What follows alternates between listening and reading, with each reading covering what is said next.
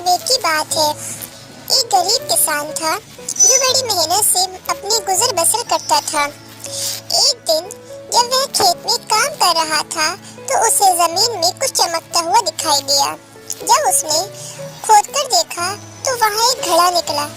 हैरानी की बात यह थी कि वह घड़ा सोने का था। किसान बहुत खुश हुआ और उसने सोचा कि अब उसकी गरीबी दूर हो जाएगी। लेकिन जब उसने घड़े में झांका तो वह खाली था। जैसे ही उसने उसमें एक सिक्का डाला, घड़ा अचानक सोने से भर गया। किसान यह देखकर चकित रह गया और समझ गया कि यह कोई जादू का घड़ा है।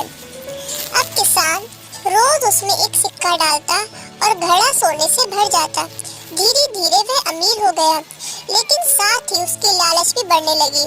वह चाहता था कि उसके पास और भी ज्यादा सोना हो।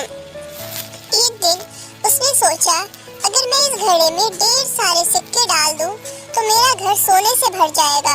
उसने घड़े में ढेर सारे सिक्के डालने शुरू किए, लेकिन घड़ा अब कभी पूरा नहीं भरता था। जितना वह डालता उतना ही वह खाली होता जाता। धीरे धीरे किसान की सारी जमा पूंजी घड़े में चली गई, लेकिन उसे कुछ नहीं मिला। अब वह फिर से गरीब हो गया और घड़ा भी गायब हो गया। सीख, यह कहानी हमें सिखाती है कि लालच करने से इंसान को कुछ नहीं मिलता, बल्कि वह अपना सब कुछ खो बैठता है। हमें हमेशा संतोषी और ईमानदार रहना चाहिए, क्योंकि असली खुशी लालच में नहीं बल्कि ईमानदारी में होती है।